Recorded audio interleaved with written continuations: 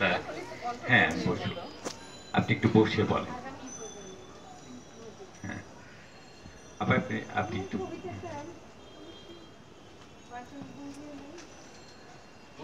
ও এই ফাঁকে আমি একটু প্রতিবাদ জানাচ্ছি যে প্রবীণ কবি, এটা কি কথা? কবি আবার প্রবীণ হয় কেমনে?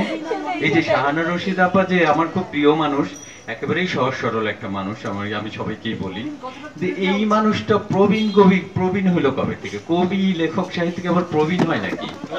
এরা না, এদের যত বয়স বাড়ে তাদের লেখার ক্ষমতা তত বাড়ে, এরা তত নবীন হয়ে ওঠে, আমি মনে করি।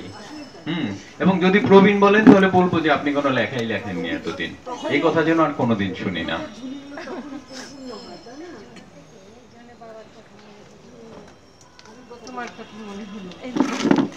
এই কবিতাটা আমার বাচ্চাদের জন্য লেখা। আমাদের একটা স্কুল আছে লেডিস ক্লাবে, ওই দিন পড়েছিলাম, বোধহয় একবারই পড়েছিলাম, কাজে পড়া বেশি ভালো হবে না। আমার কবিতার নাম ভাষার মালা।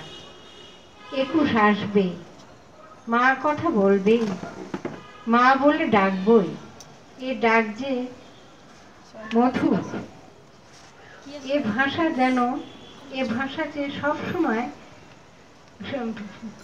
সবসময় মধুময়। ভাষায় আদর মাখা কথা বলা স্বরখানি এ সময় আগুনে পড়ছে, শূন্য বুকে মায়ের বুকও যে পড়ছে। আধপোড়া শিশু হয়ে যাওয়া স্বরে বলছে মা, বাবা বাঁচাও মোরে, কেন পোড়ালে মোরে?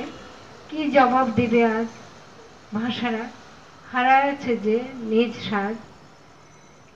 প্রাণের স্বজন, হে ভাষা ফিরে এসো, ফিরে এসো মায়ের কণ্ঠে, পরাও শিমুল পলাশের গাঁথামালা।